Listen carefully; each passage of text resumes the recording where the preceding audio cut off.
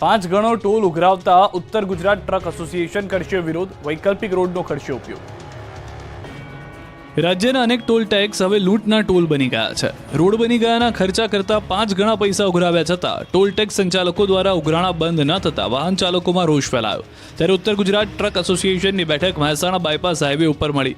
ઉત્તર ગુજરાતમાં મહત્વના મહેસાણા, અડાલજ, અમદાવાદ ટોલ રોડ તેમજ વડોદરા હાલોલ ટોલ ઉપર લેવામાં આવતા ટોલ ટેક્સનો વિરોધ કર્યો। ટોલ બંધ કરવાની માંગ સાથે ટ્રાન્સપોર્ટ માલિકો 21 ડિસેમ્બરથી ટોલ રોડના બદલે વૈકલ્પિક રોડનો ઉપયોગ કરી વિરોધ નોંધાવશે અને તેના કારણે કોઈ પણ પ્રકારની સમસ્યા સર્જાશે તો જવાબદારી સરકારની રહેશેના નિર્ધાર સાથે ટ્રાન્સપોર્ટ માલિકો ટોલ રોડ સામે વિરોધ નોંધાવશે।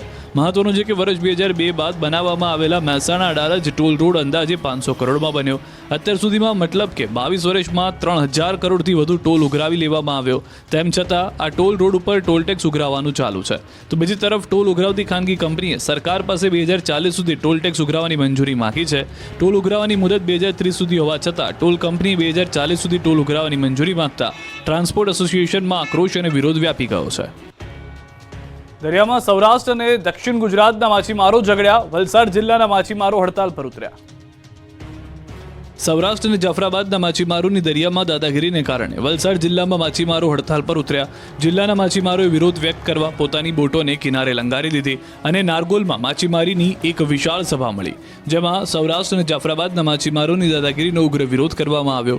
ઉમરગામના માછીમારોના આક્ષેપ મુજબ જાફરાબાદના માછીમારો ગેરકાયદે રીતે પોતાનો વિસ્તાર છોડી વલસાડ જિલ્લાના દરિયા કિનારા વિસ્તારમાં ગેરકાયદેસર રીતે માછીમારી કરવા આવે છે, જેથી અહીંના માછીમારોનું મોટું નુકસાન થતાં અનેક માછીમાર પરિવારની રોજીરોટી પણ સામે સવાલ ઊભા થઈ રહ્યા છે। આથી નારગોલના દરિયા કિનારે વલસાડના ઉમરગામ, ખતલવાડા સહિત સમગ્ર જિલ્લાના માછીમારોએ વિરોધ કર્યો। દાદાગીરી યથાવત રહેશે તો આગામી સમયમાં આ મામલે ઉગ્ર પ્રત્યાઘાત પણ પડશે તેવી પણ ચીમકી ઉચ્ચારી હતી। ઊંઝા એપીએમસીની ચૂંટણી પહેલા ઊંઝા શહેર ભાજપ મહામંત્રીને પાર્ટીમાંથી કરાયા સસ્પેન્ડ, ભાજપના મોટા માથાઓ મેદાને। ઊંઝા એપીએમસીની ચૂંટણીને લઈને રાજકારણ ગરમાયું છે। હાલમાં ભાજપના 3 જૂથ ચૂંટણી મેદાનમાં છે। ઊંઝાના ધારાસભ્ય કિરીટ પટેલ જૂથ, ઊંઝા એપીએમસીના પૂર્વ ચેરમેન દિનેશ પટેલ જૂથ અને ઊંઝાના પૂર્વ ધારાસભ્ય અને પૂર્વ મંત્રી નારાયણ પટેલ જૂથ વચ્ચે ચૂંટણી જંગ જામશે, જેને લઈને પ્રચાર પ્રસાર જોરશોરથી થઈ રહ્યો છે। ભાજપ દ્વારા વેપારી વિભાગના 4 ઉમેદવારોને મેન્ડેટ આપવામાં આવતા આ 4 વેપારી ઉમેદવારના સમર્થનમાં જંગી સભા યોજવામાં આવી હતી, જેમાં ભાજપના 3 જૂથના નેતાઓ એકસાથે સ્ટેજ પર જોવા મળ્યા અને ભાજપ દ્વારા જે વેપારી ઉમેદવારોને મેન્ડેટ આપવામાં આવ્યું છે તેવા ઉમેદવારો વિજયી બનાવવા માટે આહવાન કરવામાં આવ્યું। તો એપીએમસી ચૂંટણીમાં મતદાન પહેલા ઊંઝા શહેર ભાજપ મહામંત્રીને પાર્ટીમાંથી સસ્પેન્ડ કરાયા છે। ચૂંટણીમાં મેન્ડેટનો અનાદર કરી ઉમેદવારી ચાલુ રાખવા બદલ કાર્યવાહી કરવામાં આવી છે। મહેસાણા જિલ્લા પ્રમુખ ગિરીશભાઈ રાજગોરે શહેર મહામંત્રી દીપક પટેલને સસ્પેન્ડ કર્યા છે।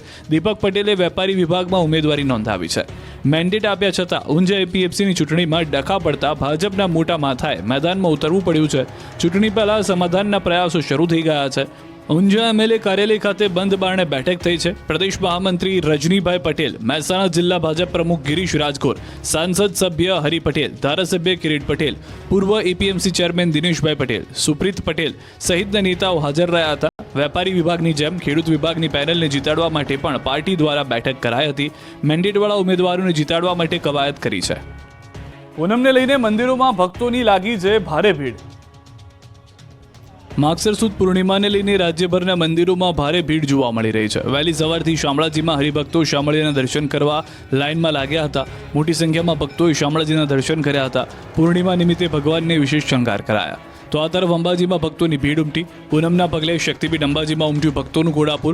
હવેથી કમુરતા શરૂ થતાં શ્રદ્ધાળુઓએ આજે અંબાજી મંદિરે બાધા માનતા પૂરી કરવા પહોંચ્યા હતા। અનેક ભક્તોએ માતાજીના મંદિરના શિખરે ધજા ચડાવી। મંદિરનું ચાચર ચોકમાં ભક્તોથી ઉભરાતું જોવા મળ્યા દ્રશ્યો। સમગ્ર મંદિર પરિસર માતાજીના જયઘોષથી ગુંજ્યું। તો રાજકોટના ઉપલેટા તાલુકાના ગધેધડ ગામે ગુરુપૂજનના કાર્યક્રમને લઈને મોટી સંખ્યામાં ભક્તો ઉમટ્યા છે। ગુરુદત્ત જયંતિ નિમિત્તે ગધેધડ ગામમાં આશ્રમમાં એકસાથે 11,000 ભક્તોએ કર્યું લાલ બાપુનું પૂજન। ગુરુપૂજનમાં 1.5 લાખથી વધુ ભક્તો ઉમટી પડ્યા। આશ્રમ ખાતે 115 જેટલા ગામ માટે ધુમાડા બંધ પ્રસાદનું આયોજન કરાયું હતું। આ તરફ દ્વારકામાં કડકડતી ઠંડી વચ્ચે ભક્તો ઉમટ્યા। સવારથી જય દ્વારકાધીશના નાદથી મંદિર ગુંજી ઉઠ્યું। દર્શન માટે ભક્તોની કતાર લાગી। ભગવાનના દર્શન કરી લોકોએ ગોમતી નદીમાં સ્નાન કરી ધન્યતા અનુભવી।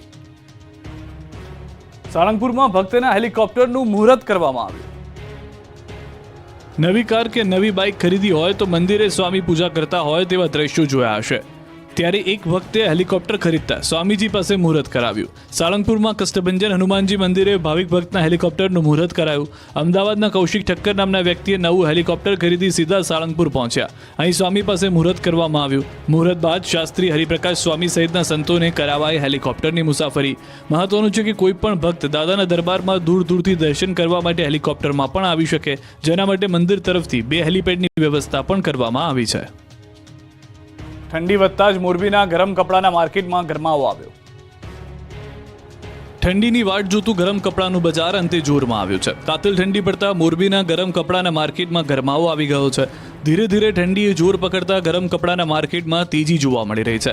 ગરમ કપડાની બજારોમાં ઘરાકી વધતા વેપારીઓનો ઠંડો પડેલો ધંધો ગરમ થયો છે. મોરબીના તિબેટિયન માર્કેટમાં દરરોજ ખૂબ મોટી સંખ્યામાં લોકો અવનવા સ્વેટર ખરીદવા આવી રહ્યા છે. દર વર્ષની જેમ આ વર્ષે પણ ડિઝાઇનર જેકેટ, સ્વેટર, ગ્લવ્સ, અવનવી ડિઝાઇનવાળી કેપ, સ્કાર્ફનું વેચાણ છે. ગત વર્ષની સરખામણીમાં 20% જેટલો ગરમ કપડાના ભાવમાં વધારો થયો છે. બાળકના સ્વેટર, જેકેટના ભાવની શરૂઆત 600 થી 800 રૂપિયા, જ્યારે યુવાનો માટે જેકેટના ભાવની કિંમત 800 થી 1000 રૂપિયા છે. આ વર્ષે સૌથી વધારે બાળકોની વેરાયટી જોવા મળી રહી છે અને વેચાણ પણ બાળકોમાં થયું છે. પફ, જેકેટ, ઓવરકોટ સહિત અનેક વસ્તુઓ હાલ માર્કેટમાં લોકો વધારે પસંદ કરી રહ્યા છે. સુરતથી 3 બેગ ભરી નકલી નોટો પકડાય. મુંબઈથી ડિલિવરી કરવા આવ્યા અને પકડાયા. મુંબઈથી બનાવટી નોટો સુરતમાં ડિલિવરી કરવા આવેલા 3 શખ્સોને ઝડપી પાડવામાં આવ્યા, જેમની પાસેથી 2.5 કરોડથી વધુની બનાવટી નોટો મળી આવી હતી. આ ગેંગ દ્વારા રૂપિયાના બંડલની પહેલી અને છેલ્લી નોટ અસલી અને અંદર બનાવટી નોટ રાખતા સરોલી પોલીસે બાતમીના આધારે દત્તાત્રેય શિવાજી રોકડે, ગુલશન અજીત ગુગલે, રાહુલ બોનુ વિશ્વકર્મા નામના શખ્સોની ધરપકડ કરી છે. અહેમદનગર, મહારાષ્ટ્ર ખાતેથી નકલી નોટો લઈને નીકળ્યા હતા. ભારતીય ચલણી નોટોના બંડલો, જેમાં ઉપર ભારતીય ચલણી નોટો અને અંદર ભારતીય બચ્ચો કા ખાતાની નોટોના બંડલો બનાવી બેગો મૂકીને નીકળ્યા હતા. પૂછપરછ કરતા સમયે આવ્યું કે એક આરોપીએ નકલી નોટો બનાવી મુંબઈ મળ્યા હતા, સુરતમાં ડિલિવરી કરવા નીકળ્યા હતા. આ નકલી નોટો વધુ લેણદેણ થતી હોય તે જગ્યાએ વટાવતા હતા. આ બનાવટી નોટ સુરત પહોંચાડવા માટે ત્રણેયને 10,000 રૂપિયા મળવાના હતા. પોલીસે આરોપીઓ પાસેથી ભારતીય ચલણી તથા ભારતીય બચ્ચો કા ખાતા લખેલી મળી 2.5 કરોડ રૂપિયાની પકડી પાડ્યા છે નોટો. અમદાવાદથી 1.23 લાખની નકલી નોટો ઝડપાઈ. મધ્યપ્રદેશથી નકલી નોટો છાપી અમદાવાદમાં ખરીદી કરવા આવેલા 6 શખ્સ ઝડપાયા. બજારમાં ચલણી નોટો લેતા પહેલા સાવધાન. નકલી નોટના ખેલ કરતા ઠગબાજો ફૂટી નીકળ્યા છે. સુરત બાદ અમદાવાદથી નકલી નોટ સાથે શખ્સો ઝડપાયા. સોલા પોલીસે 500 રૂપિયાની 247 નકલી નોટ સાથે 6 આરોપીની ધરપકડ કરી. મધ્યપ્રદેશમાં રહેતા 6 આરોપીઓ મધ્યપ્રદેશથી જ નકલી નોટ છાપીને અમદાવાદના ચાણક્યપુરી શાક માર્કેટમાં નકલી નોટોથી ખરીદી કરવા આવ્યા હતા. સોલા પોલીસે આરોપીઓ ખરીદી કરે તે પહેલા જ તમામને ઝડપી પાડ્યા છે. પોલીસ તપાસમાં સામે આવ્યું છે કે આરોપીઓ મૂળ મધ્યપ્રદેશના રહેવાસી છે, જેમાંથી 4 આરોપીઓ મધ્યપ્રદેશના પોતાના વતન શિલોલીમાં સાધન સામગ્રી મેળવીને અલગ અલગ સ્થળોએ નકલી નોટો છાપતા હતા. નકલી નોટ છાપીને આરોપીઓ અમદાવાદમાં વટાવવા માટે આવ્યા હતા. કલર પ્રિન્ટમાં છાપેલી નોટો રાતના સમયે વટાવવા આવ્યા હતા. તપાસ કરતા એ પણ ખુલાસો થયો કે સૌથી